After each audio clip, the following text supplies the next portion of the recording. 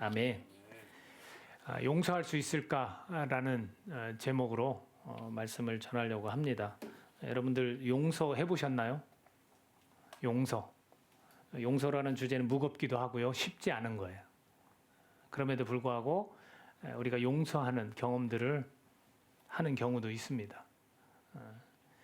제가 한 책을 봤는데 용서의 미학이라는 책이에요. 용서의 미학.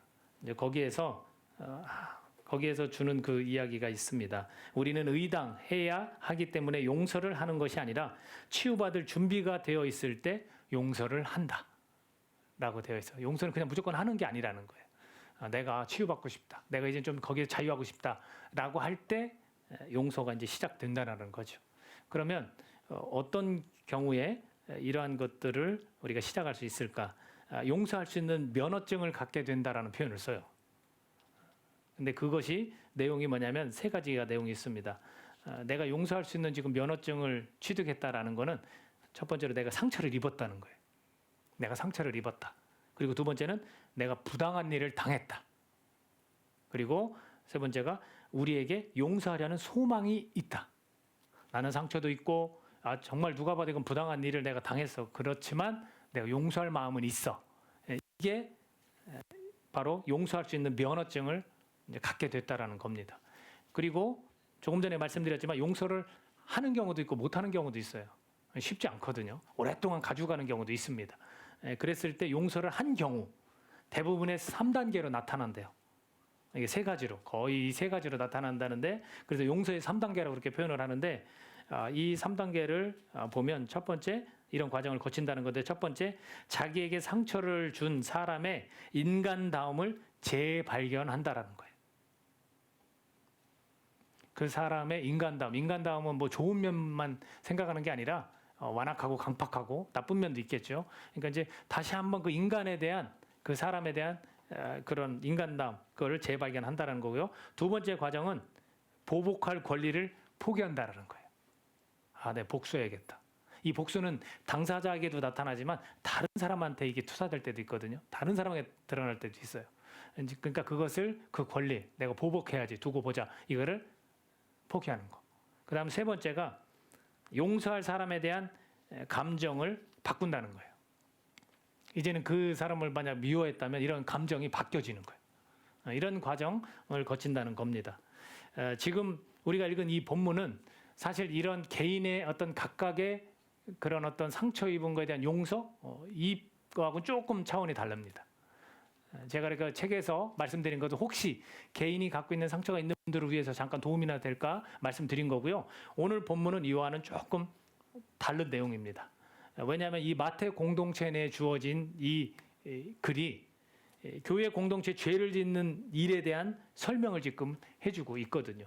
우리가 읽은 이 본문에 내 형제가 죄를 범하거든 가서 너와 그 사람과만 상대하여 권고하라 해놓고 점점점 많은 사람들, 그 다음에 교회 이렇게 요청을 하라고 말씀하고 있습니다. 우리가 자기를 낮추는 사람의 특성 중에 하나가 뭐랬어요? 죄에 대한 심각성, 위험성, 이것을 인지하는 사람이에요. 겸손한 사람은 이거 죄를 지면 안 되는 건데, 또 나를 통해서 다른 사람이 실족하면 죄를 짓게 되면 안 되는 건데, 이거에 대해서 인지하고 그 경각심을 가지고 있는 그런 사람이 자기를 낮추는 사람이라고 했어요. 그랬을 때 교회 내에서, 공동체에서 죄를 짓는 그런 일이 생겼을 때 어떻게 처리할까를 오늘 말씀이 조금은 설명해 주고 있습니다. 지금 날씨가 좋고 그렇잖아요. 그래서 등산을 조금 제가 건강을 위해서 틈날 때마다 등산을 좀 하거든요. 이 주변에 있는, 세종의 주변에 있는 산들은 낮아요. 그래서 뭐 3, 40분이면 왔다 갔다 할 수 있어요. 근데 그걸 다니다 보면 내 눈에 띄는 게 있어요. 그게 뭐냐면 도토리하고 밤이 있어요. 밤. 그러면 제가 밤을 주술까요? 도토리를 주술까요? 네, 밤을 줬죠. 밤은 그 자리에서 삶아 먹고 이렇게 껍질을 벗겨서 먹을 수 있으니까. 도토리는 안 주워요. 도토리는 주워도 뭐 만들려면 힘들잖아요.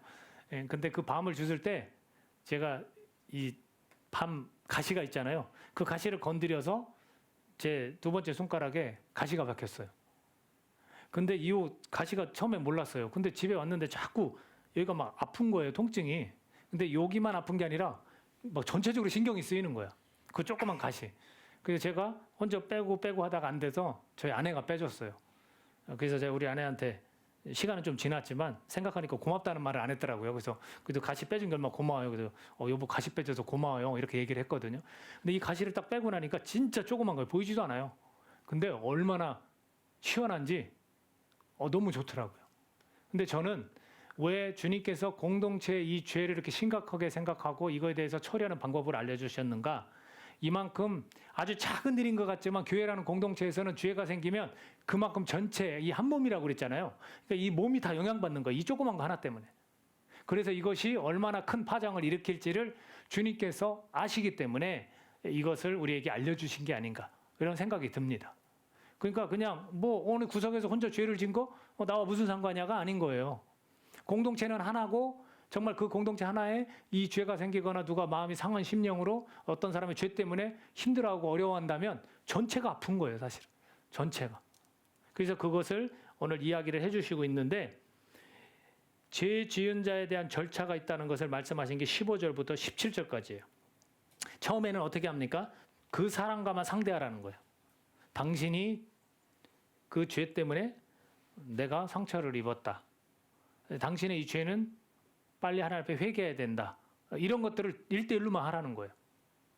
근데 이게 개인에게 준 상처인지 아니면 공동체 전체에 영향이 있다. 이거는 언급하지 않았어요. 그러니까 뭐라고 단정 짓기는 어려워요. 그러니까 어떤 형제예요. 형제라는 것은 바로 이 믿음 안에 있는 사람이에요. 그 사람이 죄를 지은 거예요. 그래서 1대1로 상대를 하고 그 다음은 어떻게 하랬습니까? 만일 듣지 않거든. 뭐 쉽게 들을 리 없죠. 그럴 수도 있잖아. 듣지 않거든 한두 사람을 데리고 가서 두세 증인의 입으로 말마다 확증하게 하라. 그러니까 여러 사람이 볼 때도 이거는 명백히 잘못된 거야. 죄를 진 거예요, 당신이. 우리 믿음 안에 같은 형제인데 죄를 졌어. 그거에 대해서 증인이 되어주는 거예요, 같이. 근데도 듣지 않았습니다. 그랬을 때 17절에서 뭐라고 하냐면 만일 그들의 말도 듣지 않거든 교회의 말하고 교회의 말도 듣지 않거든 이방인과 세례와 같이 여기라. 이제 세 번의 기회를 주는 거예요, 어떻게 보면. 1대1 그리고 뭐 두세 사람 그다음에 교회 전체가 가서 이제 이야기를 하는 거죠. 그러면 이야기할 때 그 잘못을 죄를 지적하기 위해서 만납니까? 아니면 돌아오라고 돌이키라고 만납니까? 돌아오라고죠. 당연히 돌이키려고 하는 거예요. 그때도 듣지 않으면 어떻게 대하라고 그랬어요? 이방인과 세례와 같이 여기라. 그러면 관계를 완전히 끊으란 얘기예요. 여러분 교회 안에 죄를 짓는 일이 생길까요? 안 생길까요? 흔하게 듣는 얘기를 드려볼까요? 예를 들면 음행에 관한 것을 성경에서 되게 심각하게 얘기하거든요. 교회 안에 음행이 생길까요? 안 생길까요? 믿는 자끼리 간에 음행이 생길까요? 안 생길까요? 생길 수 있어요. 분명히 그럴 수 있습니다. 그리고 목회자라는 그 직분이 그 권위를 발휘해서 성도들의 삶에서 가지고 있는 재산을 가지고 투자를 했다가 그 돈을 날린 경우가 있어요. 이거 죄일까요? 아닐까요? 죄죠. 죄죠. 이런 일들이 교회 안에서 분명히 일어날 수 있다라는 그럴 때 이런 절차를 거쳐서 해결하라라는 겁니다. 그런데 여기까지만 말씀이 있다면 그렇게 하면 돼요. 이게 교회의 치리와 같은 교리, 교회의 그런 어떤 방법, 처리 방법 이런 거라면 좋지만 그 다음 구절 보십시오. 18절 한번 읽어볼까요? 18절 시작. 진실로 너희에게 이르노니 무엇이든지 너희가 땅에서 매면 하늘에서도 매일 것이요 무엇이든지 땅에서 풀면 하늘에서도 풀리리라. 이것도 무슨 얘기인지 잘 모르겠어요. 이거 매고 푸는 거니까 아마 지금 죄 지은 사람에 대한 어떤 그런 관계도 있는 것 같고. 자, 19절 한번 더 읽습니다. 19절 시작. 진실로 다시 너에게 이르노니 너희 중에 두 사람이 땅에서 합심하여 무엇이든지 구하면 하늘에 계신 내 아버지께서 그들을 위하여 이루게 하시리라. 자, 이런 표현을 써요. 아니, 두세 사람이 모여서 합심해서 기도하면 그것을 하나님께서 이루어 주신다. 이거하고 죄에 대한 지금 1대1로 가고 또 다수와 함께 가서 하고 또 교회 전체가 가서 말하는 것과 무슨 관련이 있을까라는 거죠. 자, 우리가 이런 죄가 교회 안에 있을 때 우리가 갖는 마음이 있습니다. 그럼 무슨 마음이냐면 실망감 때문에 그런 걸 거예요. 실망한 거예요. 같은 지체고 뭐 직분자고 하는데 어떤 저런 죄를 져? 목회자가 어떻게 저런 일을 할 수 있어? 이런 실망감. 왜냐하면 기본적으로 우리가 신뢰관계잖아요. 예수님을 믿는 그 안에서 신뢰관계인데 실망감 때문에 그래요. 그리고 우리가 생각해야 될 게 부족한 인간이다, 연약한 존재다, 또는 또 완악한 마음을 가지고 있다. 우리는 이렇게 생각할 수 있습니다. 그리고 결국은 형제들끼리 고발을 고린도서 6장에 보면 세상 법정에 가는 건 바람직하지 않다라고 말씀하고 있어요. 자, 그러면 일단은 지금 아까 처리 방법대로 우린 그렇게 하면 끝이냐? 그렇지 않다라고 저는 말씀드리고 싶습니다. 물론 지금 이 죄에 대한 거는 범위가 좀 한정돼 있어요. 그리고 믿지 않는 자들의 그런 죄악이나 상처와는 별개일 수 있다는 걸 꼭 우리가 기억하셔야 됩니다. 공동체 내에서 그렇다면 이러한 치리를 하고 할 때 우리 과연 용서는 얼마나 이루어지고 있는가라는 거죠. 그 부분을 이 다음 구절들이 뒷받침해 주고 있다고 저는 생각하고 있습니다. 18절은 반복되는 말씀이었어요. 어떤 반복되는 말씀이냐면 베드로에게 16장 19절에서 뭐라 하냐면 천국 열쇠를 준다라고 그랬어요. 그러면서 천국 열쇠가 뭐냐? 매고 푸는 원리를 얘기해 주셨어요. 땅에서 매면 하늘에서도 매이고 그리고 땅에서 풀면 하늘에서도 풀리리라. 이것을 다시 반복해서 이야기해 주고 있고 그리고 우리가 읽지는 않았지만 18장 35절 같이 한번 읽어볼까요? 18장 35절 같이 한번 읽어보겠습니다. 시작. 너희가 각각 마음으로부터 형제를 용서하지 아니하면 나의 하늘 아버지께서도 너희에게 이와 같이 하시리라. 자, 결국엔 예수님은 하시는 말이 뭐냐면 형제를 용서하라는 거예요. 그리고 베드로가 질문을 했습니다.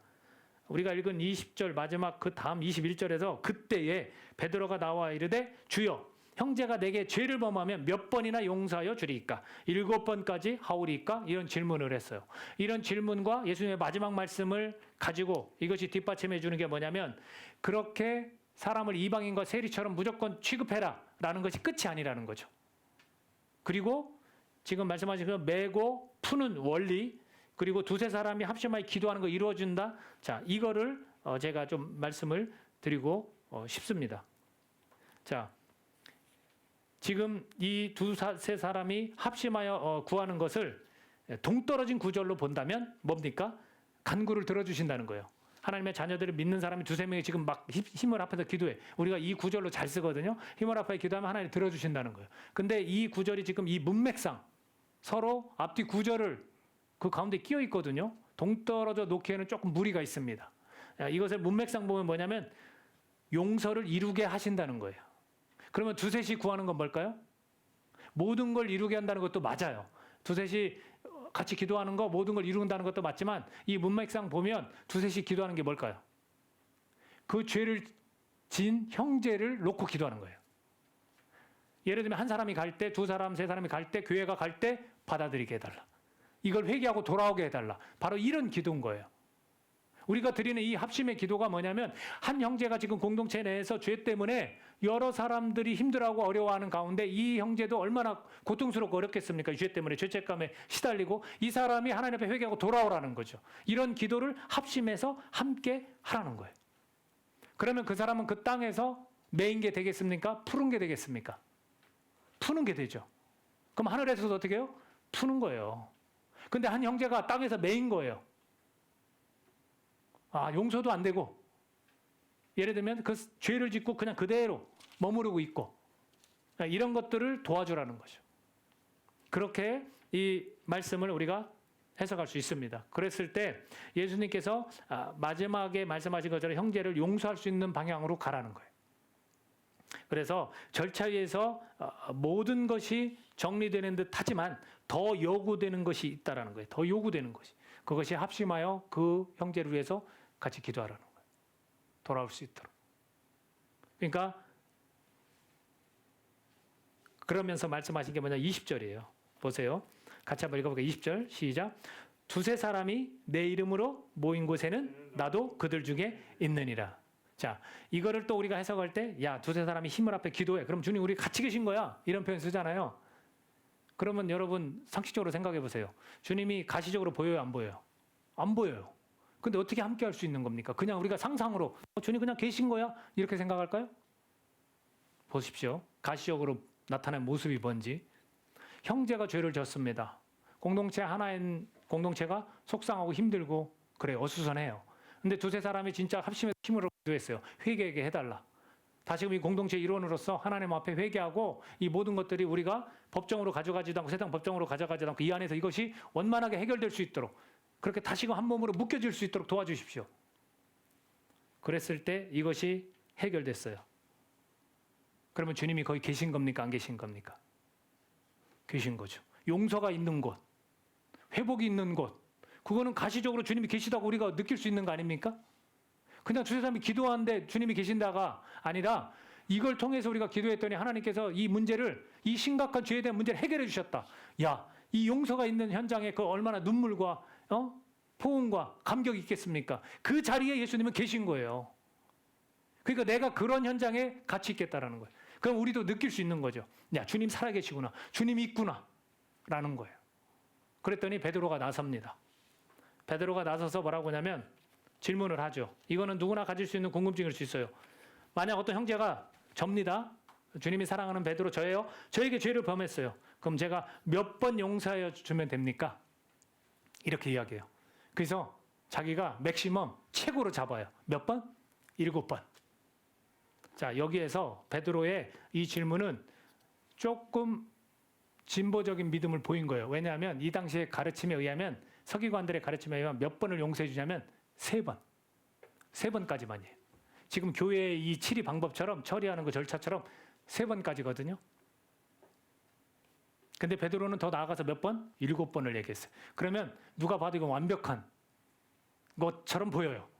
근데 보십시오. 주님이 하신 말이 이것은 완벽한 게 아니다라는 걸 보여줘요. 주님이 뭐라고 하셨냐면 22절 보면 이렇게 되어 있어요. 예수께서 이르시되 내게 이르노니 7번뿐 아니라 7번을 70번까지라도 할지니라. 제가 이걸 곰곰이 생각해 보니까 지금 베드로가 한 말은 어떤 말이냐면 완벽해 보이지만 7번 용서하면 됩니까? 완벽해 보이지만 해도 안 되면 이라는 뉘앙스가 들어있어요. 내가 용서하려고 계속 해도 안 되면 그때는 어떡합니까? 이게 들어있는 거예요. 도대체 얼마큼 해야 됩니까? 그게 들어있는 거예요. 그런 단서가 붙어있는 질문이라는 거예요. 7번이면 충분하지 않습니까? 넌 3번보다도 이 유대인들의 가르침이 3번보다도 더 많이 지금 이야기한 거니까 이 정도면 충분하지 않습니까? 그래서 우리가 혹시 나 할 만큼 했다. 용서할 만큼 했다. 이럴 수도 있는 거죠. 베드로가 그런 질문을 합니다. 그러면 이 예수님의 가르침은 어떤 가르침일까요? 비유를 들어서도 말씀하시며 또 7번뿐 아니라 7번을 70번 뭐 77에 49, 490번 이거 숫자 노름입니까? 숫자 놀이 아니에요. 그죠? 그럼 이건 뭘 나타낼까요? 저는 여기서 한 가지는 우리가 함께 느낄 수 있는 분명한 거라고 생각합니다. 그것은 온전한 용서. 주님이 이 말씀하신 거는 완벽한 용서가 아니라 온전한 용서예요. 온전한 용서. 이 용서라는 건 자기 자신이 치유되기로 마음먹을 때 시작된다는 것처럼 그냥 온전하게 용서해 보려고 시도하는 그렇게 해야만 한다. 온전한 용서가 이루어져야 한다라는 거고요. 또 하나는 저는 이렇게 생각을 했습니다. 용서도 훈련이 필요하다. 계속해서 용서하려고 주님 의지하면서 계속해서 용서하려고 하면 반복해서 그렇게 하면 저는 될 거라는 생각이 들더라고요. 아, 주님이 그걸 말씀하신 게 아닐까? 사실 우리가 용서한다는 게 얼마나 어렵습니까? 우리가 용서하지 못할 사건들이 얼마나 많이 일어나는지 몰라요. 그거를 함부로 저도 얘기할 수 없어요. 어떤 사람이 힘든 상황 가운데 놓여 있고 정말 그 죄악 때문에 너무나 고통스러워하는데 가서 뭐라고 하냐면 야, 그래도 너 주님 믿잖아. 용서해. 이거 쉬울까요? 저는 굉장히 조심스럽다고 생각하고 저조차도 입장을 바꿔서 생각할 때 내가 용서할 수 있을까? 그런 사건들이 너무나 많거든요. 그러니까 그 용서를 반복해서 좀 훈련처럼 그 기회가 계속해서 삶 속에서 주님과의 관계 속에서 주어지거나 또 다른 사람과의 만남 속에서 또 다른 어떤 자기가 어떤 이 기간을 몇 년이라는 기간, 몇십 년이라는 기간을 통해서 얻어지는 그런 게 용서가 아닐까 그런 생각이 들더라고요. 그래서 이런 숫자적인 그런 표현은 온전한 용서와 함께 용서도 훈련이 필요한 게 아닌가 이런 생각이 들었습니다. 그러면서 주님은 비유로 말씀하시죠. 용서의 근간을 이루는 것이 바로 이거예요. 뭐라고 말씀하시냐면 어떤 한 사람이 있는데 결산을 할 때 10,000달란트를 빚진 자예요. 근데 그 사람이 통사정을 합니다. 갚을 것이 없어요. 주인한테. 그랬더니 그 몸과 아내와 자식들과 모든 소유를 다 팔아 갚게 하라. 이렇게 이제 명령을 합니다. 당연히 받아야 되는 거니까. 그랬더니 그 종이 엎드려서 막 이야기하죠. 주인님, 내게 참으십시오. 내가 다 갚겠습니다. 그러나 그 주인이 그 엎드려서 말하는 걸 보고 불쌍히 여겼다는 거예요. 그래서 그 빚을 탕감해 줬어요. 얼마를? 10,000달란트를. 그러면 탕감해 줬으니까 그냥 이 마음이 편안함을 누리면서 그냥 간 거예요. 갔는데 그 종이 나가서 자기에게 100데나리온 빚진 동료한 사람을 만나서 멱살을 딱 잡았어요. 이거 갚어. 멱살을 잡고 얘기하는 거예요. 갚어. 나 이거 힘들어. 이거 100데나리온 갚어. 너 만약 갚지 않으면 너는 감옥에 쳐 넣을 거야. 이런 식으로. 그랬더니 그 동료가 가서 이것을 보고 딱하게 여겨 주인에게 가서 그 일을 다 알렸습니다. 그랬더니 주인이 그를 불러다가 말을 합니다. 악한 종아, 내가 빌기에 내가 내 빚을 전부 탕감해줘. 그러니까 불쌍히 여겼다는 거예요. 빌었더니 불쌍히 여겨줘서 탕감해줬더니 내가 너를 불쌍히 여긴과 같이 너도 내 동료를 불쌍히 여김이 마땅하지 아니하냐 하고 주인이 노하여 그 빚을 다 갚도록 그를 옥졸들에게 넘기니라. 그러면서 말씀하신 게 뭐냐면 너희가 각각 마음으로부터 형제를 용서하지 아니하면 나의 하늘 아버지께서도 너희에게 이와 같이 하시리라. 매고 푸는 원리를 또 이렇게 계속해서 반복적으로 말씀하시는 거예요. 너 그렇게 안 했어. 내가 너를 탕감해 줬는데 너는 그런 용서하는 마음이 없어? 그럼 하늘 아버지께서도 너를 그렇게 용서하지 않을 거야. 이런 표현을 쓰시는 거예요. 여러분, 저에게는 일생일대에 큰 두 가지 사건이 있었어요. 그것은 이제 폭행에 관한 거였어요. 저는 이제 제 나름대로는 싸웠다라고 하지만 그 싸움의 상대가 사실은 1대1이 아니라 다수와 저 혼자였기 때문에 싸웠지만 안 됐고 결국은 폭행으로 제가 이제 2번이나 입원하게 되는 경우가 있었어요. 한 번은 얼굴이 조금 이그러졌어요. 피가 피투성이가 돼서 제가 거울 보고 빨리 병원 가자고 그랬어요. 친구네 그냥 끌려가고 엄마 아빠한테 예약하지 말라고 갔는데 제가 거울을 보고 못 참겠더라고 병원 가자고. 그래서 한 달을 누워 있었고 그 누워 있으면서 제가 안갚음이라는 보복이라는 생각을 품었어요. 그 형사들이 왔을 때도 누군지 말 안 했어요. 왜? 내가 직접 나가서 죽여버리겠다 이 생각을 가졌어요. 그리고 나서 학생 시절이었기 때문에 청소년 시절이었기 때문에 그리고 나서 조금 몇 년 후에 또 한 번 그런 일이 있었어요. 그때는 제 옆구리에 못이 박히는 또 그리고 제 이 머리에 이 흉터가 있는 이 강목으로 머리를 맞는 근데 그 강목에 못이 있었는데 다행히 머리에 안 맞고 옆구리에 맞아서 다행이었죠. 그 못이 여기로 갔으면 저는 살아남지 못했을 겁니다. 이 두 가지 사건을 통해서 제가 가진 게 뭐냐면 보복이에요. 보복. 가만 안 두겠다. 근데 두 번째 사건은 고3 때였는데 두 번째 사건은 그들과 친구가 됐어요. 몇 년 후에. 어떻게 그렇게 됐어요. 친구가 됐고 그것이 이제 마음에서 많이 풀어졌어요. 근데 이 첫 번째 사건, 이거는 안 풀리더라고요. 여러분, 이 외상후 스트레스는요, 굉장한 거예요. 사람이 정상적인 생활을 못하게 만들어요. 근데 그런 중에 제가 용서를 하게 됐어요. 그들을 만나서 직접 찾아가서 말한 건 아니에요. 제 스스로 용서를 했고 저는 자유를 누렸어요. 어떻게 이루어졌을까요?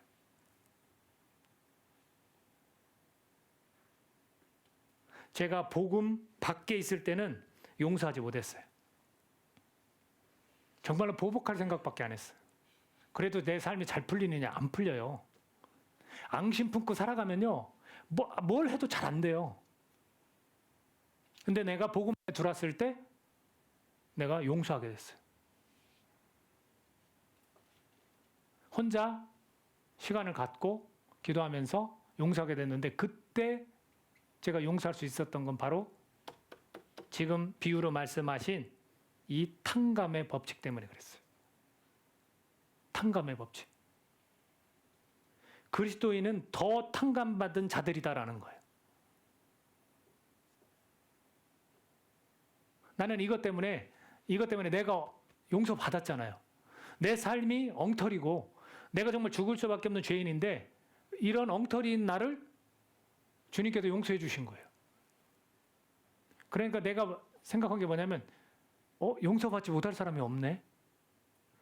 내가 이런 주제인데 나는 진짜로 죄악 가운데 완전히 푹 빠져서 살았던 사람인데 완전 허랑방탕한 존재였는데 야, 이걸 용서해줘?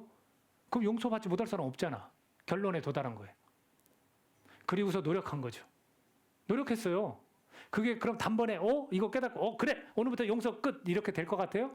천만에요. 계속해서 또 끌어오르고 이게 맞나? 그러다가 어느 한순간에는 아까처럼 용서도 훈련이 필요한 것처럼 계속 하다 보니까 완전히 용서하게 됐어요. 우리가 복음 안에 있다라는 거, 공동체 생활을 한다는 것은 그런 건 것 같아요. 이 안에 있는 모든 이들은 다 더 탕감받은 사람이나 마찬가지예요. 그러니까 어느 한 사람의 죄악 때문에 나를 정말 힘들게 괴롭힌 그런 일들 때문에 공동체 내에서 벌어진 일에 대해서 이렇게 냉정하게 처리하는 것도 방법이지만 그렇지 않게 되기 위해서 우리가 합심해서 기도하고 그걸 통해서 용서가 이루어지고 죄 용서와 함께 회복이 되면 예수님이 거기에 거하시는 거예요. 우리가 어떻게 자기한테 한 주교가 총을 겨눈 총질을 한 그 사람을 교도소에 찾아가서 용서할 수 있을까? 다 그래서 그래요. 이게 쉽지 않은 일이에요. 그러나 우리가 이런 더 탕감받은 이 탕감의 법칙 때문에 우리가 주님 안에서 이것을 해나갈 수 있다라는 거죠. 베드로도 아마도 여기까지 도달하지 못한 것 같아요. 그냥 그 질문에 의하면 이 정도면 충분하지 않습니까? 할 만큼 했습니다, 나도. 라는 것이 들어있는 거죠. 그러니까 우리도 마찬가지죠. 대부분 이 죄악들은요, 이게 너무나 안타까운 건데 이게 우리의 민낯이라고 저는 생각하는데 교회에서 숨깁니다. 조용히 처리합니다. 그죠? 오늘날 이 교회가 잘못됐어요. 죄악이 있으면서도 조용히 처리하려고 그래요. 당사자끼리만 얘기해서 교회를 떠나게 하든가 소문나지 않게 하든가. 그게 아니죠. 주님은 이것을 주님이 다 아는데 왜 이 매이고 푸는 이것을 말씀해 주셨는데 이래야만 된다라고 하셨는데 왜 이걸 못하게 막습니까? 이런 것들이 저는 사람들이 지혜로 자꾸 해결하려는 것 같아요. 오늘 이 말씀은요. 정말로 어떤 한 사람의 죄가 심각하면서 동시에 교회가 이렇게 처리할 수도 있지만 이걸 더 넘어서 우리가 용서할 수 있다면 이 용서하기 위해서 이런 두셋이 모여서 함께 힘써 기도할 수 있고 그 기도를 주님께서 분명히 해결해 주시고 이루어 주실 거기 때문에 예수님이 그 안에 함께 계시는 공동체의 모습이야말로 정말 마태 공동체 너네가 가져야 될 모습이다 라고 말씀해 주시는 거 아닙니까? 아무리 네가 억울하고 네가 고통당하지만 너 또한 탕감받은 자야. 네 생명이 구원받은 그런 모습을 통해서 또 다른 누군가도 그 생명 불쌍히 여기고 그 존재에 대해서 인간다움에 대해서 다시 한번 생각하고 네 보복할 그 마음은 내려놓고 왜냐하면 여러분 정의와 같이 가진 않습니다. 응당 받아야 될 그 판결은 주님께서 하셔요. 근데 우리가 마치 용서해주면 그 사람이 그 판결에서 자유로운 줄 알아요. 아니에요, 여러분. 치유는 내가 되는 거예요. 그리고 그 사람은 잘못에 대한 응당 받아야 될 걸 받는 게 정의로운 거예요. 거기까지 우리는 생각할 필요가 없어요. 하나님은 보응하시는 하나님이에요. 반드시 그렇게 하세요. 걱정할 필요가 없어요. 다만 내가 자유를 누리면 되는 거예요. 근데 우리가 그걸 오해하기 때문에 내가 용서하면 저 사람도 자유로울 거야. 그 마음이 편안해질 거야. 천만에요. 하나님이 다 그 판결을 하십니다. 우리가 이러한 것들을 좀 알고 공동체가 이렇게 형제를 용서하는 그런 공동체로 나아가야 되는 거구나. 이걸 숨겨서 되는 게 아니구나. 라는 것을 오늘 우리가 깨달을 수 있기를 간절히 바랍니다. 용서할 수 있을까요? 참 어려운 부분 정말 많아요. 그러나 우리가 이런 주님의 말씀에 의지하고 이 공동체의 이런 모습을 통해서 함께 이것을 이루어 나갈 수 있다면 주님이 함께 하시는 공동체, 교회 아니겠습니까? 우리에게는 아직 그런 일들이 생기지 않았을 수도 있고 모르는 일이 앞으로 생길 수도 있습니다. 그건 모르는 일입니다. 그러나 그럴 때 우리가 정말 이렇게 대처하고 또 이렇게 함께 나갈 수 있는 그런 모습이 되었으면 좋겠습니다. 혹시 개인들의 이런 어려움과 고통이 있다면 저는 함부로 말씀드릴 수 없습니다. 용서하십시오라고 말씀드릴 수는 없을 것 같아요. 다만 우리가 용서하기로 결정하시고 그렇게 시작을 하면 어떨까? 훈련이 필요하듯이 용서를 정말 우리가 공동체에서 함께 기도할 수 있는 부분이 더 같이 기도하고 내놓고 기도하면 어떨까? 그렇게 한 단계 한 단계 우리가 할 수 있는 일들은 있다고 저는 분명히 말씀드릴 수 있습니다. 이것이 우리 공동체 안에서 정말로 정직하게 또 진실되게 이루어질 수 있는 그런 아름다움의 모습이 있기를 예수님의 이름으로 축복합니다.